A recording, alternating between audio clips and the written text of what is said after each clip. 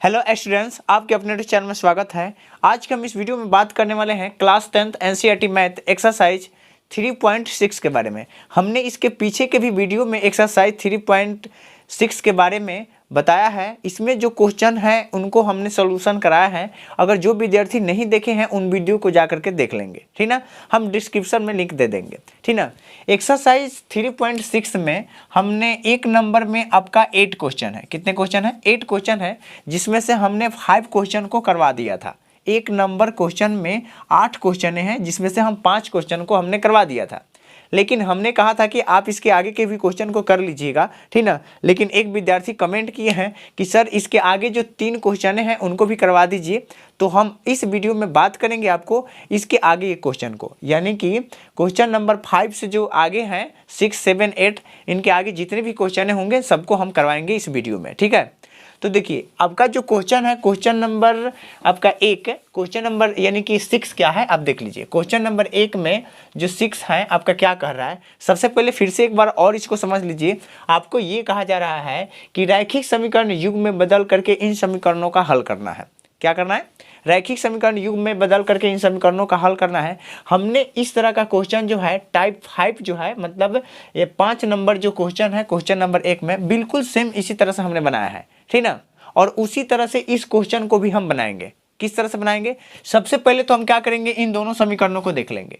इन दोनों समीकरणों में अगर ध्यान से देखिएगा तो यहाँ पर एक्स वाई आकर के बैठा है। अगर ये दोनों एक्स वाई अगर नहीं होते तो हम सिंपल सा इसको सॉल्यूशन कर लेते, किसी भी विधि से, प्रतिस्थापन से या विलोपन से बिल्कुल कर लेते, इसका आंसर निकल करके आ जाता। लेकिन यहाँ पर हमारे पास एक्स और वाई दोनों बैठे हुए हैं, ठीक ना। तो इसलिए इस समीकरण को हल करना थोड़ा सा डिफिकल्ट हो जाएगा।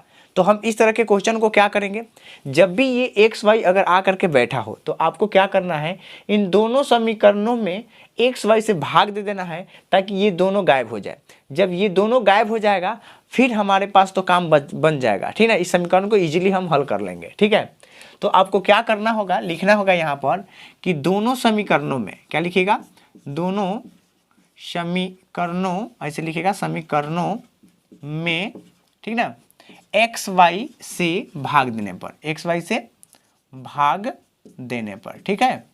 आप दोनों समीकरण में एक्स वाई से भाग दीजिएगा। क्या होगा, कैसे होगा एक्स वाई से भाग देंगे? तो देखिए, अगर हम 6x में एक्स वाई से भाग देंगे, हम यहाँ पर थोड़ा सा रफ में समझा दे रहे हैं। अगर 6x है और हम इसमें भाग देंगे एक्स वाई से, तो बताइए एक्स से एक्स कैंसिल हो जाएगा, तो क्या बचेगा? यहाँ पर मिलेगा हमको 6/y बचेगा ना। तब इसी चीज़ को हम यहाँ पर लिख लेते हैं, ठीक ना। जब इस समीकरण में हम भाग देंगे दोनों तरफ एक्स वाई से, तो हमारे पास यहाँ बचेगा 6/y बचेगा। और इसी तरह से यहाँ से y कैंसिल हो जाएगा तो क्या बचेगा, 3/बचेगा, आपका x बचेगा, ठीक ना। और जब हम इसमें एक्स वाई से भाग देंगे तो आपका एक्स वाई दोनों कैंसिल हो जाएगा तो क्या बचेगा, 6 बचेगा। और इसी तरह से दूसरे समीकरण में भी हम इसी तरह से करेंगे। कैसे? जब इसमें एक्स वाई से भाग देंगे तो आपका क्या मिलेगा, 2/x तो कैंसिल हो जाएगा, x कैंसिल हो जाएगा तो बटा में y होगा, ठीक है। प्लस इसके बाद इसमें भाग देंगे तो क्या होगा, 4/y कैंसिल हो जाएगा तो आपके पास x बचेगा, ठीक ना। अब बराबर ये कैंसिल हो जाएगा तब 5 बचेगा ना। हमने 5 नंबर क्वेश्चन को भी इस तरह से करवाया है, ठीक ना। आप इसके पीछे के वीडियो को जाकर के देख लीजिएगा। हमने बहुत ही अच्छे तरह से रैखिक समीकरण युग में बदल करके समीकरणों को किस तरह से हल किया जाता है हमने समझाया है। हम डिस्क्रिप्शन में लिंक दे देंगे, आप वहाँ से जा करके देख लीजिएगा, ठीक है। और चलिए हम इसको थोड़ा सा ठीक से समझते हैं, ठीक है। तो ये जो है हमारा क्या होगा कि दोनों समीकरणों में एक्स वाई से जब भाग दिए तो हमारे पास क्या निकल करके आएगा, 6/y, उसके बाद 3/x और इक्वल टू 6, यानी कि ये दो समीकरण निकल कर आ गए। अब हमको क्या करना है कि इन दोनों समीकरणों में, जैसे हमने इसके पीछे के क्लास में हमने पढ़े हैं, कि आपको क्या करना है कि एक बार u बराबर ले लेना है 1/y, ठीक ना, और v बराबर ले लेना है 1/x, और ले लेने के बाद फिर देखना है कि क्या हो रहा है समीकरण के साथ, उसके बाद हल करेंगे, ठीक ना। तो इस तरह के समीकरण को सबसे पहले आपको रैखिक समीकरण में बदलने के लिए आपको यही काम करना होगा। क्या? तो आपको मानना होगा, मान लेना है कि u बराबर, आप u बराबर इसके गुना में कुछ नहीं चल रहा तो 1 चलता है, 1/y ले लीजिए। तो हम यहाँ पर u बराबर लेते हैं 1/y, ठीक ना, तथा v बराबर ले लेते हैं क्या, 1/x ले लेते हैं, 1/x।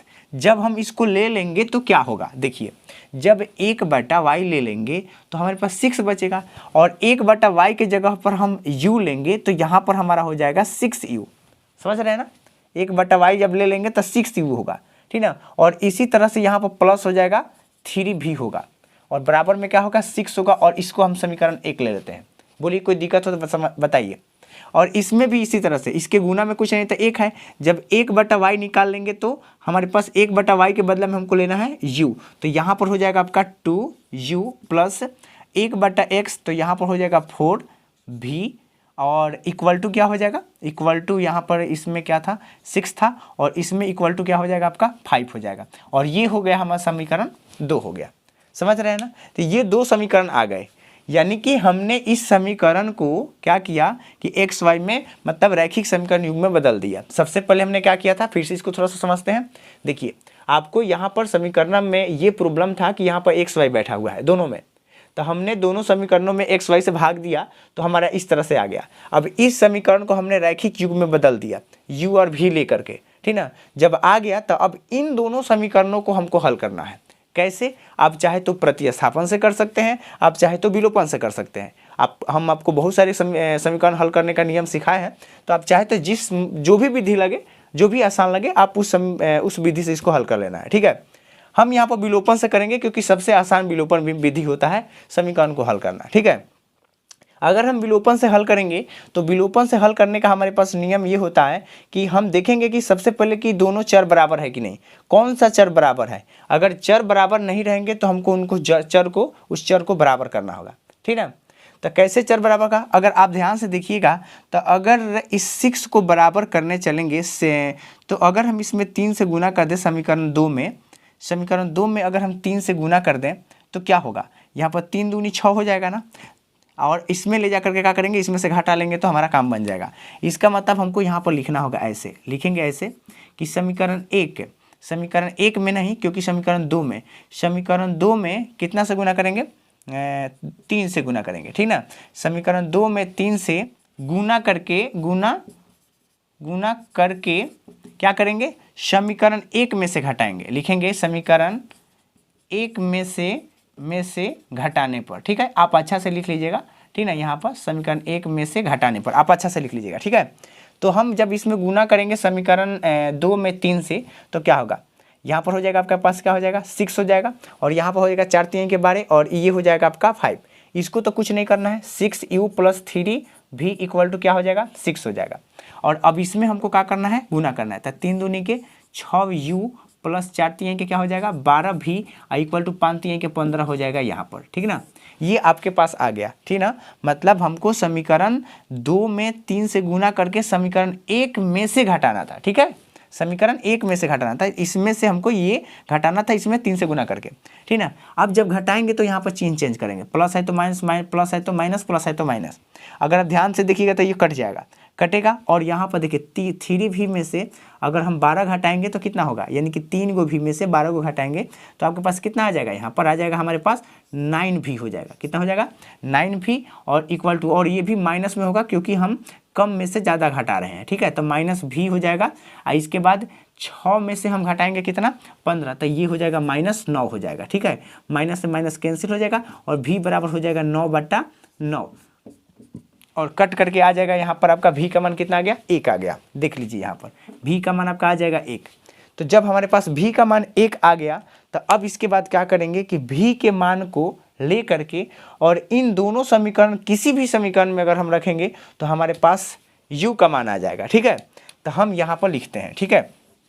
हम यहाँ पर लिखेंगे ऊपर कि v का मान, ठीक है, समीकरण 1 में रखने पर, ठीक है। समीकरण 1 क्या है हमारे पास, ये है, देख लीजिए, ठीक ना। 6u प्लस 3v, v के जगह पर हमको क्या रखना है 1 रखना है, हमने रख दिया 1 इक्वल टू 6। अब इसको गुना कर लीजिए, ठीक ना। तो 6u प्लस क्या हो जाएगा 3 इक्वल टू 6 हो जाएगा। प्लस में इधर आएगा तो माइनस में हो जाएगा, तो यहाँ पर होगा 6u इक्वल टू 6 माइनस 3 हो जाएगा, ठीक ना। इसलिए यहाँ पर हम u का अगर मान करेंगे तो यहाँ पर 6 में से 3 घट जाएगा तो आपका 3 होगा और ये आ जाएगा इसके बाटा में। तो जब इसके बाटा में आएगा 6 तो ये कट करके हो जाएगा 3 एकम 3 और 3 दूनी के 6, यानी कि u का मान कितना आ गया 1/2 आ गया, ठीक ना। हमको ना तो v का मान ज्ञात करना था और ना ही हमको u का मान ज्ञात करना था, हमको क्या ज्ञात करना था, हमको चाहिए एक्स और वाई का मान चाहिए ना। तो बताइए आपके पास आप यहाँ पर u इक्वल टू क्या माने हैं, 1/y माने हैं ना। तो आप यहाँ पर लिख लीजिए कि u इक्वल टू 1/y। अब बताइए u का मान आपके पास क्या आया है, यहाँ पर u का मान आया है 1/2, रख लीजिए इसके बराबर में, और इसके बराबर में है 1/y। अब क्रॉस मल्टीप्लाई कर लीजिए, जब क्रॉस मल्टीप्लाई करेंगे तो ये हो जाएगा 2, हो जाएगा ना।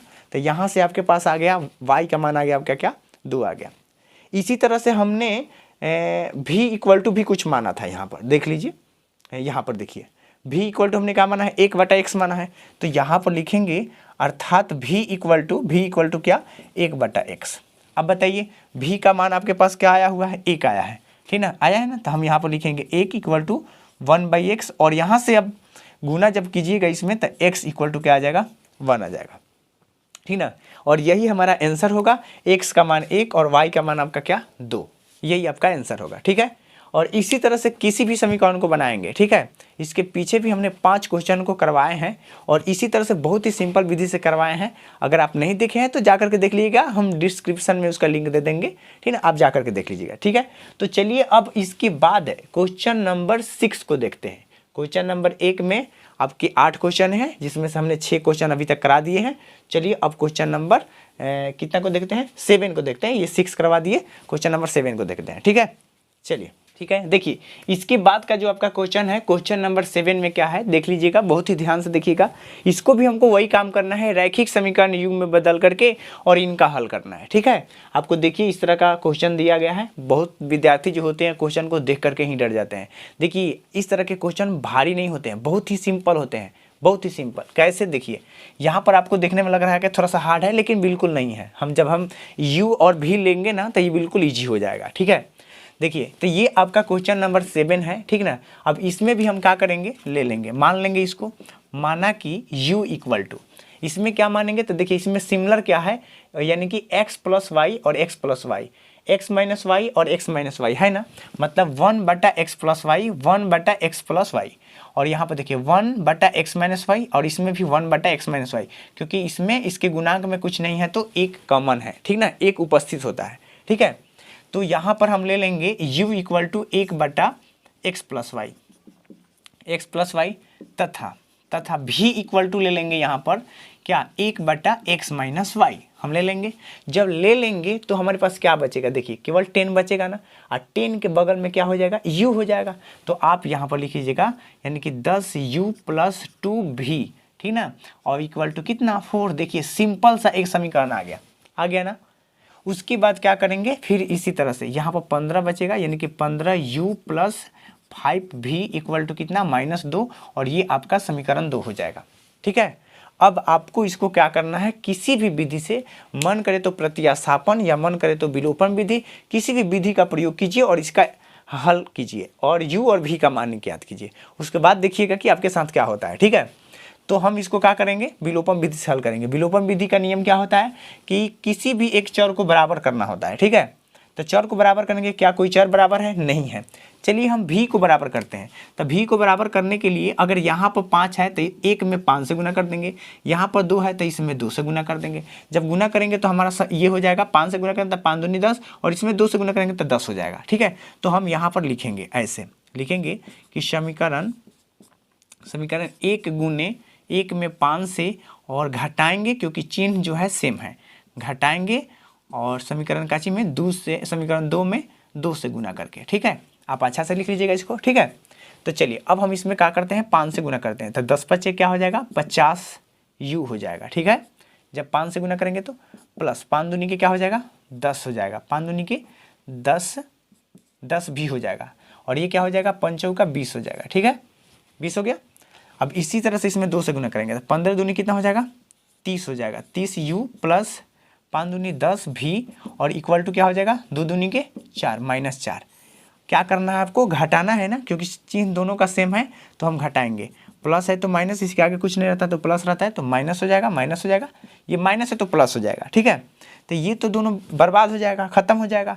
लेकिन यहाँ पर क्या कह रहा है कि 50 में से 30 घटाओ, तो जब 50 में से 30 घटाएंगे तो कितना होगा, 20u हो जाएगा, बराबर। अब इसके बाद देखिए ये नीचे वाले चिन्ह से मतलब रहेगा, ऊपर वाले से हमको कोई बहस नहीं है, माइनस से कोई बहस नहीं रहेगा, प्लस से बहस रहेगा। तो 20 में से आपका 20 में और 4 जोड़ देंगे तो कितना हो जाएगा, 24 हो जाएगा। और यहाँ पर हमको u का मान क्या निकल कर आ रहा है, 24/20 निकल कर आ रहा है ना। अब यहाँ से आप क्या कीजिएगा कि इसको कटा लीजिए, कितना से कटाइए, तो ये आपका 4 से कट जाएगा। जब 4 से कटाएंगे तो ये हो जाएगा आपका 6 चौका 24 और 6 चौका 24 हो जाएगा, 5 चौका 20 हो जाएगा। यहाँ पर हमारे पास u का मान कितना आ गया, यहाँ पर u का मान आ गया आपका 6/5 आ गया, ठीक है। अगर हम u के मान को लेकर के इन दोनों समीकरण में किसी में भी रखेंगे तो हमारा v का तो मान आ जाएगा, ये तो बात आप जानते हैं।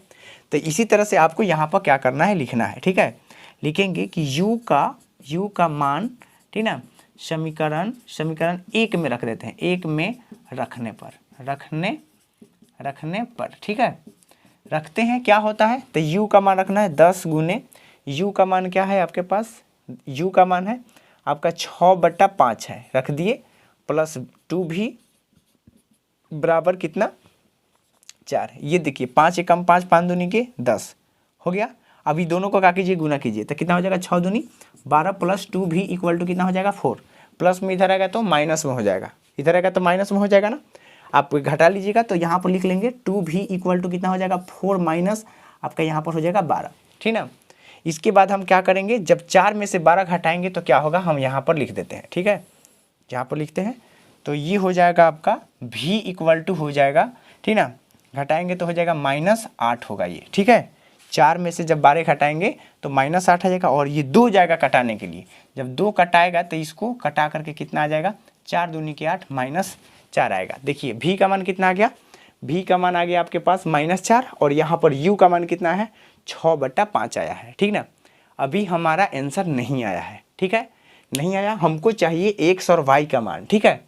अब बताइए आप u बराबर क्या माने हैं, u बराबर आप यही ना माने हैं 1/x + y माने हैं।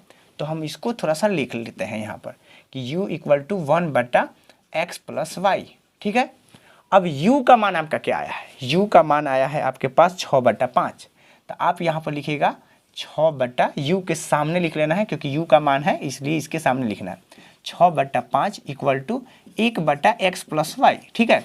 अब यहाँ पर क्या दिख रहा है आपको, क्रॉस मल्टीप्लाई दिख रहा है ना, जो दिख रहा है उसको कर दीजिए। तो जब इसको इसमें क्रॉस करेंगे तो ये हमारा हो जाएगा क्या, 6x + 6y होगा इक्वल टू ये हो जाएगा आपके पास क्या हो जाएगा, 5 हो जाएगा, ठीक है। ये क्या हो जाएगा आपका 5 हो जाएगा, ठीक है।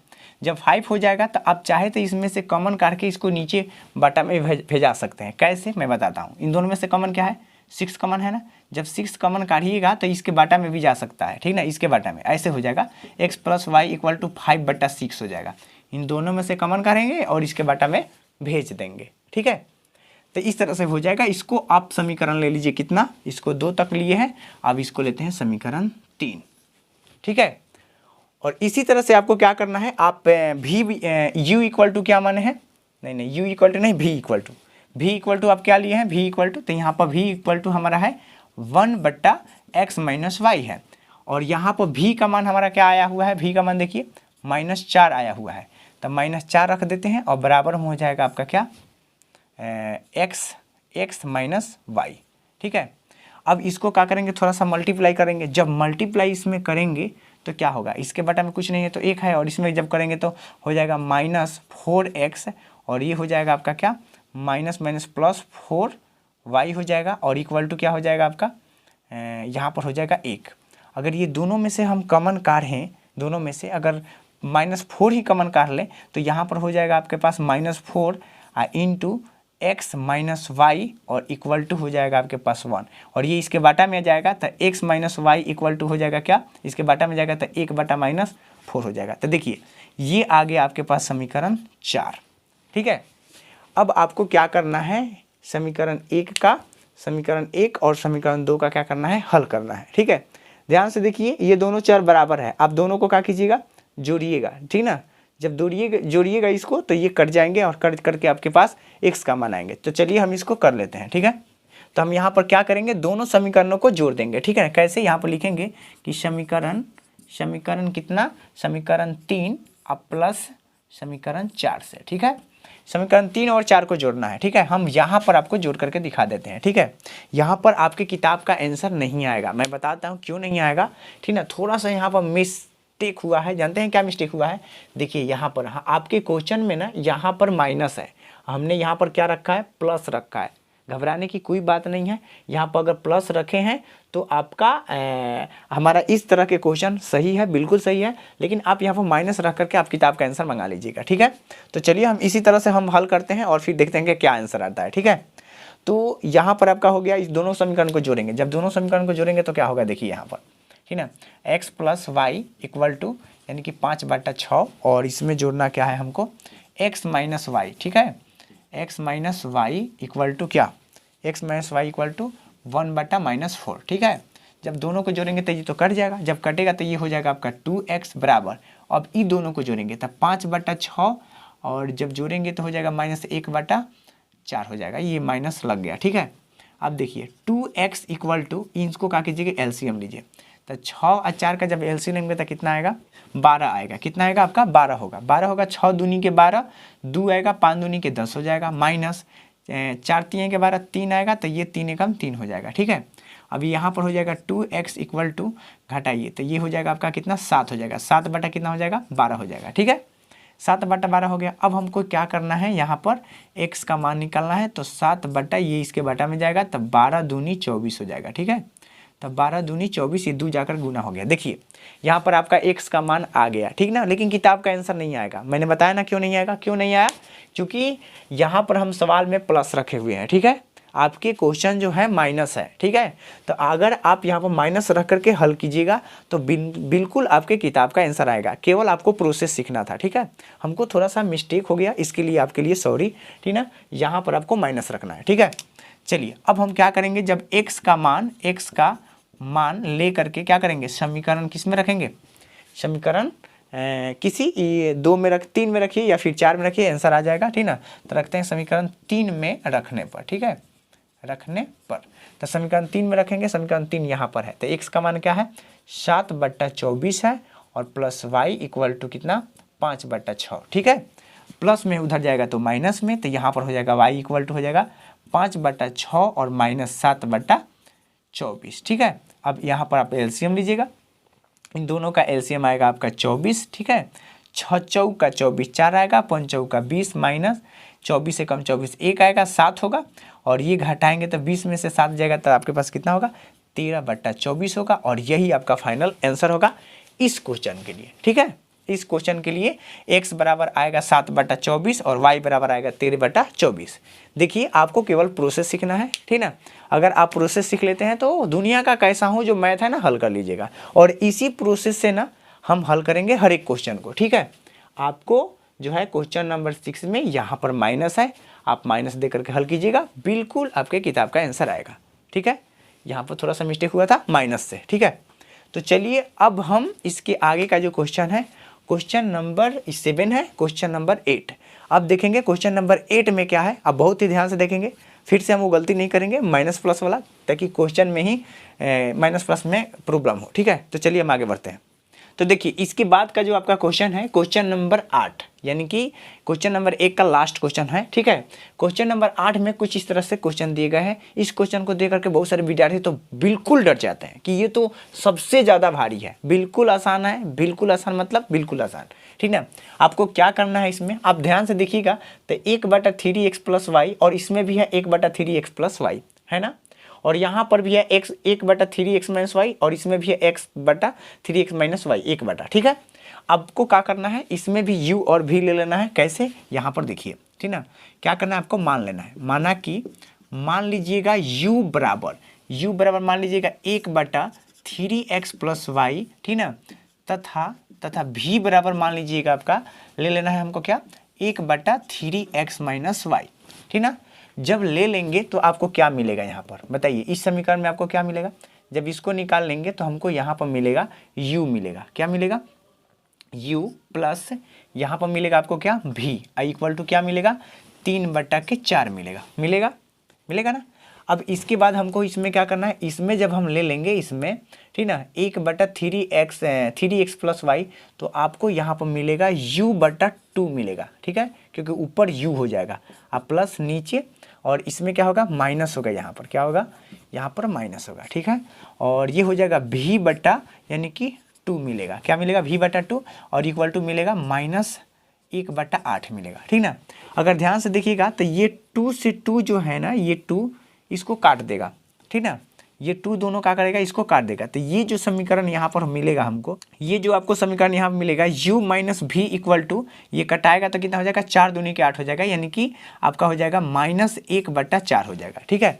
अब ये देखिए, ये दोनों समीकरण को हम क्या करेंगे? इसको चाहे तो आप समीकरण 1 ले लीजिए और इसको चाहे तो समीकरण 2 ले लीजिए। ठीक ना। समीकरण 1, 2 ले लीजिएगा। अब इन दोनों समीकरण को आप विलोपन विधि से हल कर लीजिए, किसी भी विधि से हल कर लीजिए। चलिए, ये दोनों के चर बराबर है, हम इसको डायरेक्ट हल करते हैं। कैसे? समीकरण 1 को 2 में जोड़ देते हैं। तो लिखेंगे यहाँ पर कि समीकरण 1 जोड़ 2 से। ठीक है, सिंपली इसको क्या करना है? जोड़ देना है। जब समीकरण 1 और 2 को जोड़ेंगे तो क्या होगा? देखिए, तो u प्लस भी इक्वल टू 3/4 और यहाँ पर क्या है? यहाँ पर हमारा आया हुआ है u माइनस भी इक्वल टू क्या आया है? 1/4 -1/4। अभी जब दोनों को जोड़ेंगे तो ये कट जाएगा, कटेगा ना। यहाँ पर क्या है? 1u यानी कि 2u इक्वल टू, अब इन दोनों को जोड़ेंगे। कैसे जोड़ना है? नहीं, यहाँ पर है आपका 3/4 माइनस 1/4। अभी दोनों का एलसीएम लेकर के इसको जोड़ लीजिए, क्योंकि यहाँ पर बटा के घटाव हो गया। ठीक है, तो ये 2u इक्वल टू एलसीएम लेंगे 4 हो जाएगा और 3 - 1 होगा। ठीक है, जब 3 - 1 होगा, यहाँ पर हम थोड़ा लिख देते हैं, नहीं तो नीचे नहीं दिखाई देगा। ठीक है, तो यहाँ पर आपका आ जाएगा 2u इक्वल टू, ठीक ना, घटाएंगे तो आपका आ जाएगा 2, यानी कि 2/4 हो जाएगा। और ये कट करके कितना हो जाएगा? ये आपका कट करके हो जाएगा u इक्वल टू हो जाएगा 1/2 होगा। क्या होगा? 1/2 होगा। तो यहाँ पर लिखेंगे 1/2 और ये 2 आ जाएगा इसके बटा में। ठीक है, तो ये दोनों जब गुना करेंगे तो क्या हो जाएगा? 4 हो जाएगा, 1/4 हो जाएगा। u का मान यहाँ पर आपका कितना आ गया? 1/4 आ गया। अब इसके बाद इस u के मान को लेकर के अगर समीकरण 1 या 2 किसी में रखेंगे तो हमारा v का मान आ जाएगा। ठीक है, तो हम लिख लेते हैं कि u का मान समीकरण 1 में रखने पर, ठीक है, समीकरण 1 में रख देंगे। समीकरण 1 यही ना है, रख देते हैं इसी में।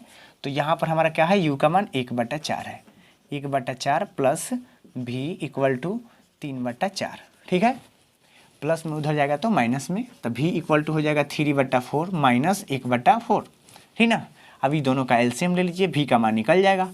तो दोनों का जब एलसीएम लेंगे तो 4 होगा। तो यहाँ पर होगा 3 - 1 और ये हो जाएगा आपका, घटाएंगे तो हो जाएगा 2/4 और ये कट करके आपका आ जाएगा 1/2 आ जाएगा, 1/2 आ जाएगा। ठीक ना। हमको ना तो u का मान ज्ञात करना था और ना ही v का मान ज्ञात करना था। हमको क्या ज्ञात करना था? हमको चाहिए x और y का मान। अब देखिए, यहाँ पर हमने u इक्वल टू क्या माना है? u इक्वल टू हमने क्या माना है? 1/3x प्लस y माना है। ठीक है, 3x प्लस y माने हैं।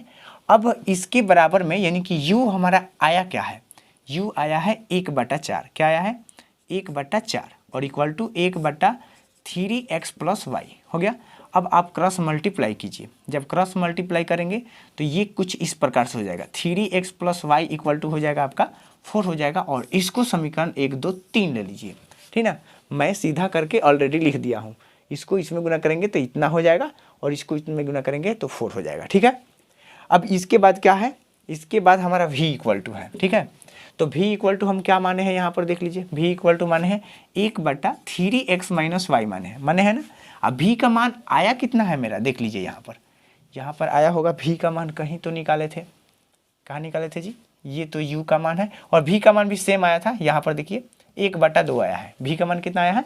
1/2 आया है। तो आप क्या कीजिए कंची, यहाँ पर लिखिए 1/2 और equal to 1/3x minus y, cross multiply कीजिएगा तो 3x minus y equal to हो जाएगा 2 और ये होगा हमारा समीकरण 4।